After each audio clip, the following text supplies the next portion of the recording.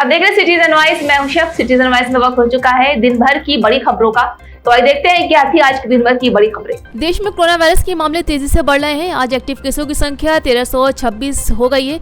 वहीं मौतों की संख्या 14 है। इनमें सबसे ज्यादा 6 मौतें महाराष्ट्र में है। उधर Indian institute of technology Kanpur के डायरेक्टर प्रोफेसर मंदिर अग्रवाल ने बताया है कि 2022 के बाद नए वेरिएंट की वजह से कोविड पेशेंट कई बार बढ़े हैं, लेकिन कोई गंभीर स्थिति नहीं हुई है। टेस्ला के मालिक और अमेरिकी अरबपति एलन मस्क ने ट्रंप प्रशासन का साथ छोड़ दिया। उन्होंने भारतीय समय के मुताबिक गुरुवार सुबह 5:30 पर सोशल मीडिया एक्स पर ये जानकारी दी है। मस्क ने कहा है कि स्पेशल गवर्नमेंट एम्प्लॉय के तौर पर मेरा समय पूरा हुआ। उन्होंने इस जिम्मेदारी के लिए अमेरिकी राष्ट्रपति ट्रंप को धन्यवाद दिया। ट्रंप ने मस्क को डिपार्टमेंट ऑफ गवर्नमेंट एफिशिएंसी का जिम्मा दिया था, जिसका काम सरकार की फिजूलखर्ची कम करना था। पीएम मोदी ने गुरुवार को पश्चिम बंगाल के अलीपुरद्वार में करीब 32 मिनट का संबोधन दिया। पीएम ने अपने भाषण में ऑपरेशन सिंदूर, पाकिस्तान, टीएमसी सरकार के भ्रष्टाचार और केंद्र की नीतियों का जिक्र किया। पीएम ने कहा है कि पाकिस्तान समझ ले कि 3 बार घर में घुसकर मारा है। हम शक्ति को पूजने वाले लोग हैं। बंगाल टाइगर की धरती से 140 करोड़ भारतीयों का ऐलान है कि ऑपरेशन सिंदूर अभी खत्म नहीं हुआ है। कांग्रेस सांसद शशि थरूर ने बुधवार रात को कहा है कि महात्मा गांधी का भी देश हमले पर दूसरे गाल को आगे नहीं करेगा, जवाब में सख्त कार्रवाई करेगा। उन्होंने कहा है कि आतंकवाद खिलाफ भारत का रुख एकदम साफ है। हम आतंकवाद खिलाफ पूरी दृढ़ता के साथ खड़े हैं। उन्होंने ये बात पनामा में भारतीय दूतावास के कार्यक्रम में कही है। उन्होंने महात्मा गांधी के विचारों का जिक्र किया और कहा है कि महात्मा गांधी स्वतंत्रता आंदोलन में हमें ये भी सिखा गए हैं कि हमें हमेशा अपने अधिकारों के लिए लड़ना हो। योगी सरकार ने 5 सीनियर आईपीएस अफसरों के ट्रांसफर किए हैं, जहां आईपीएस संजीव त्यागी का 18 दिनों में दूसरी बार तबादला हुआ है। उन्हें आगरा के एडिशनल कमिश्नर से हटाकर लखनऊ के डीआईजी कारागार बनाया गया था। अब उन्हें डीआईजी बस्ती की जिम्मेदारी सौंपी गई है। इसी तरह शिवहरी मीना का भी 24 दिनों में दूसरी बार तबादला हुआ है। पहले उन्हें अपर पुलिस आयुक्त नोएडा से हटाकर डीआईजी तकनीकी सेवाएं लखनऊ बनाया गया था। अब उन्हें एसीपी वाराणसी नियुक्त किया गया है। यूपी में मौसम अचानक एक बार फिर बदल गया है। गुरुवार सुबह लखनऊ, सोनभद्र, उन्नाव समेत 6 शहरों में बारिश हुई है, जहां सोनभद्र में इतनी बारिश हुई है कि सड़कों पर पानी भर गया। पूर्वांचल में ज्यादातर जिलों में बादल छाए रहे। लखनऊ में सुबह से ठंडी हवाएं चल रही हैं।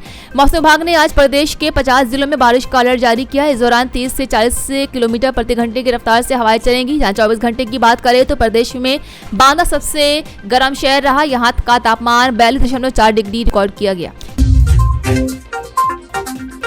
यूपी के हापुड़ में एसटीएफ ने लॉरेंस बिश्नोई गैंग के शार्प शूटर को एनकाउंटर में मार गिराया। बुधवार रात नोएडा एसटीएफ और दिल्ली पुलिस ने शूटर को घेरा तो उसने गोलियां चलानी शुरू कर दी। इसमें एक दरोगा और सिपाही गोली लगने से घायल हो गए, जबकि एक इंस्पेक्टर और दरोगा बुलेट प्रूफ जैकेट में गोली लगने से बाल-बाल बच गए। जबलपुर फायरिंग में बदमाश नवीन कसाना के सीने में गोली लगी। पुलिस उसे अस्पताल लेकर गई, जहाँ डॉक्टर ने उसे मृत घोषित कर दिया। पाकिस्तान के सक्रिय लश्कर तैयबा के आतंकवादी मुजम्मिल हाजमी ने दावा किया है कि बीते साल शेख हसीना को बांग्लादेश की सत्ता से हटाने इसमें उनके गुट की भूमिका थी। जहां पंजाब के गुजरांवाला में एक कार्यक्रम में बोलते हुए हाजमी ने भारत और नरेंद्र मोदी द्वारा सरकार के खिलाफ जमकर जहर उगला है। उसने भारत से लड़ाई जारी रखने की कसम खाते हुए कहा है कि बांग्लादेश में हमने दिल्ली की तरफदारी करने वाली शेख हसीना को सत्ता से हटाया है और नरेंद्र मोदी को वहां हार देखनी पड़ी। इसी तरह से हम आगे भी भारत को दूसरे मोर्चे पर हराएंगे।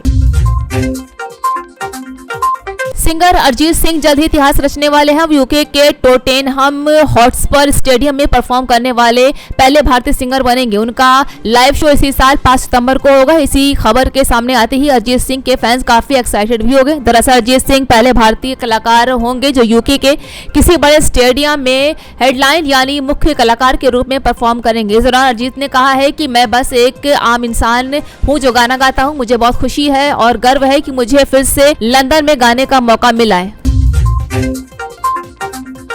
पाकिस्तान ने पहले टी20 में बांग्लादेश को 70 रन से हरा दिया, जहां टीम ने इसी के साथ 3 मैचों की सीरीज में 1-0 की बढ़त बना ली है। बुधवार को लाहौर के गद्दाफी स्टेडियम में खेले गए मुकाबले में पाकिस्तान ने टॉस जीतकर पहले बैटिंग का फैसला लिया, जहां टीम ने 20 ओवर में 7 विकेट खोकर 201 रन बनाए। 202 रन का टारगेट का पीछा करने उतरी बांग्लादेशी टीम 19.2 ओवर में 164 रन ही पर सिमट गई, जहां पाकिस्तान के कप्तान सलमान अली आगा ने अर्धशतक यानी कि 56 लगाया है।